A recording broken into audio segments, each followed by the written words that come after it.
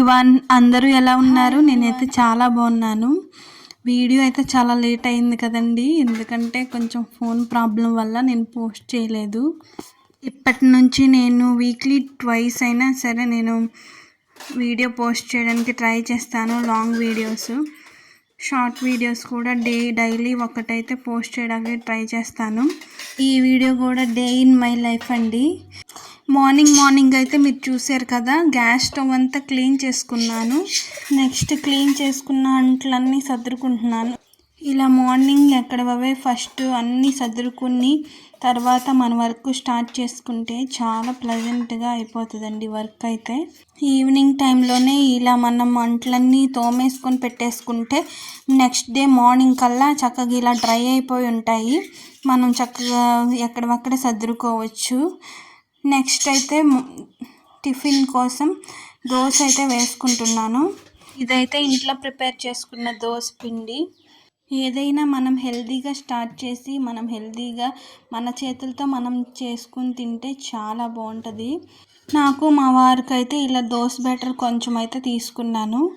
Next అయితే మీరు చూసారు కదా, రాగి పిండి వేసుకున్నాను. 1 కప్పు, 2 కప్స్ దోశ బ్యాటర్కి 1 కప్పు రాగి పిండి వేసుకొని కొంచెం సాల్ట్ వేసుకొని కొద్దిగా వాటర్ వేసుకొని చక్కగా మిక్స్ చేసుకున్నాను. ఈ రాగి పిండి అనేది చాలా గట్ హెల్త్కి చాలా మంచిది. అందుకని ఇలా ఎప్పుడైనా సరే ఇలా తీసుకోవడానికి ట్రై చేస్తాను నేను ఏదో ఒక రూపంలో. డైలీ జావ కాసుకుని తాగాలంటే నా వల్ల కాదు. ఇలా ఇడ్లీలోనో దోశల్లోనో ఇలా ఏదో ఒక రూపంలో నేను తీసుకుంటూ ఉంటాను. ఇలా చక్కగా దోశ వేసుకొని ఇద్దరం ఒక 2 దోశలు అయితే తినేసాము. హెల్దీ బ్రేక్ఫాస్ట్ అండి, చాలా మంచిది. మీరు ట్రై చేయండి. టేస్ట్ బాగుంటుంది అండ్ హెల్త్కి కూడా చాలా మంచిది. మీరు ట్రై చేయండి. ఎలా ఉందో ఒకసారి నాకు కామెంట్ సెక్షన్లో కామెంట్ చేయండి. నాకైతే బాగా నచ్చిందండి. మాకు దోశల్లో ఫేవరెట్ వచ్చేసి చట్నీస్ అవన్నీ అంతగా అనిపించదు, కానీ ఈ పచ్చిమిర్చి టమోటా చట్నీ అయితే మాకు దోశల్లో చాలా ఇష్టం. ఇలా అయితే మేము టిఫిన్ ఫినిష్ చేసేసాం. నెక్స్ట్ అయితే వెజిటేబుల్ తెచ్చారు మా వారు. వెజిటేబుల్స్ అన్నిటినీ చక్కగా ఇలా నేను జిప్లాక్ బ్యాగ్లో అన్నీ స్టోర్ చేసేసుకున్నాను. కుకింగ్ చేయడం ఒక టాస్క్ అయితే ఈ వెజిటేబుల్స్ మార్కెట్ నుండి తీసుకొచ్చిన తర్వాత ఇలా మనం సర్దుకోవడం పెద్ద టాస్క్ అండి, అసలు చాలా పని. తర్వాత అయితే మా వారు ఎండి చేప, ఎండి రొయ్యలు కూడా తీసుకొచ్చారు. వీటిని నేను ఎలా అయితే స్టోర్ చేసుకుంటానో ఒకసారి చూడండి.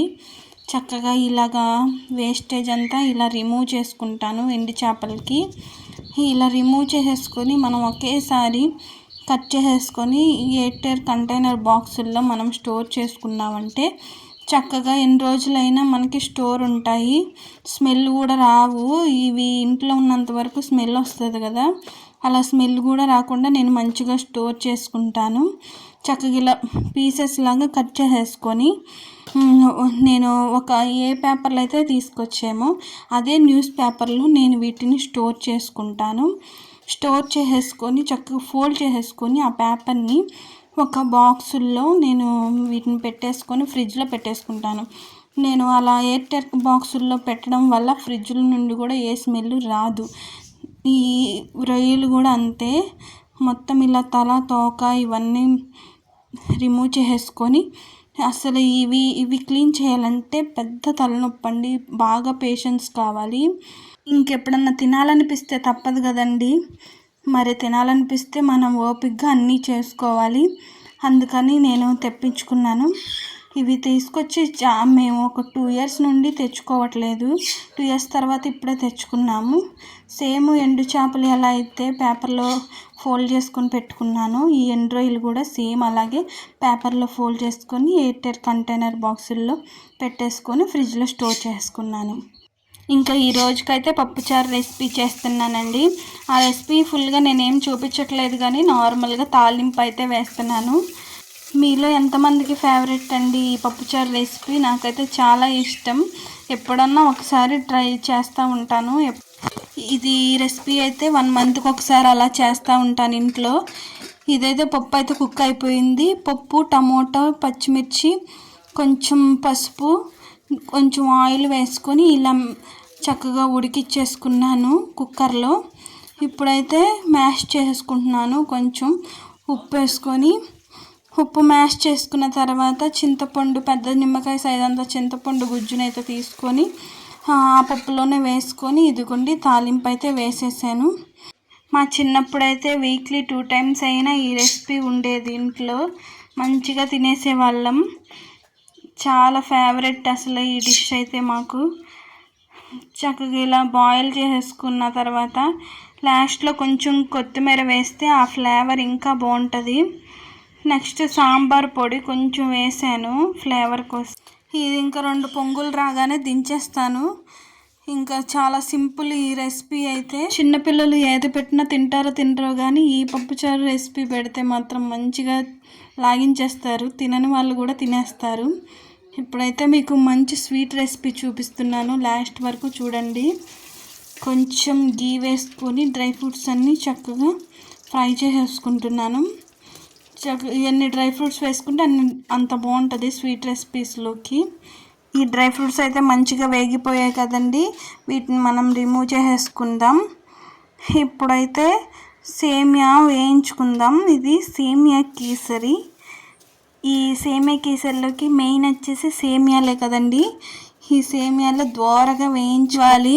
మంచిగా వేగిన తర్వాత ఈ సేమియాలు కూడా ఒక ప్లేట్లోకి తీసేసుకున్న తర్వాత ఈ సేమియాలకి సరిపడా వాటర్ అయితే పోసుకొని బబుల్స్ వచ్చే వరకు కుక్ చేసుకోవాలి. ఈ వాటర్ ఎక్కువైనా బాగోదు, తక్కువైనా బాగోదు. ఎక్కువైతే సేమియా చివిడిపోతుంది, తక్కువైతే బాగోదు. అందుకని చెప్పేసి సరిపడా పోసుకొని అవి బబుల్స్ వచ్చే వరకు ఉడికించుకొని వాటర్ తర్వాత ఈ సేమియాలను అయితే వేసుకొని చక్కగా బాయిల్ చేసుకుందాం. స్వీట్ షాపుల్లో కంటే ఇట్లా ఇంట్లో చేసుకొని తింటేనే మంచిది మనకి. హెల్దీగా సేమియాలు ఇలా మంచిగా బాయిల్ అయిపోయిన తర్వాత తగినంత షుగర్ వేసుకుందాం. షుగర్ మీరు ఎక్కువ తినే వాళ్ళైతే ఎక్కువ వేసుకోండి, నేనైతే సరిపడా వేసుకుంటున్నాను. ఇలాంటి రెసిపీస్ నేను చాలా రేర్గా చేస్తాను. స్వీట్స్ ఎక్కువ తినకూడదు కాబట్టి హెల్త్కి మంచిది కాదు. బెల్లంతో చేసిన రెసిపీస్ అయితే తినొచ్చు. ఐరన్ డెఫిషియన్సీ ఉన్న వాళ్ళకైతే బెల్లం బాగా యూజ్ అవుతుంది. ఈ షుగర్తో రెసిపీస్ అయితే ఎప్పుడన్నా ఒకసారి రేర్గా చేసుకుంటమే మంచిది. మనకి అంత హెల్త్కి మంచిది అయితే కాదు డైలీ తినటం. అలాగని మనం స్వీట్ షాపుల్లో తినటం కంటే ఇలా ఇంట్లో చేసుకుని తినడమే బెస్ట్. షుగర్ మంచిగా మెల్ట్ అయిపోయిన తర్వాత కొంచెం ఫుడ్ కలర్ అయితే వేసుకున్నాను. కలర్ బాగుంటుంది చూడడానికి అని అయితే వేసుకున్నాను. మీకు ఇష్టమైతే వేసుకోండి, లేకపోతే లేదు. కలర్ స్కిప్ చేయడమే మంచిది. ఇలా మంచిగా కుక్ అవుతూ ఉండగానే ఇలాచీ వేసుకున్నాను ఫ్లేవర్ కోసం. ఇలాచీ స్వీట్స్లో ఏట్లైనా కామన్ కదా. నెక్స్ట్ చక్కగా దగ్గర పడే వరకు మనం కుక్ చేసుకోవాలి. కొంచెం గీ కూడా వేసుకున్నాను లాస్ట్లో. ఇది కొంచెం దగ్గర పడితే ఇంకా అయిపోయినట్టే మన స్వీటు. ఇప్పుడు డ్రై ఫ్రూట్స్ కూడా వేసుకున్నాను. ఇంకా కొంచెం థిక్ పేస్ట్ అయ్యే వరకు మనం ఉంచుకుంటే సరిపోద్ది. చూసారా ఎంత చక్కగా యమ్మీగా వచ్చిందో స్వీటు.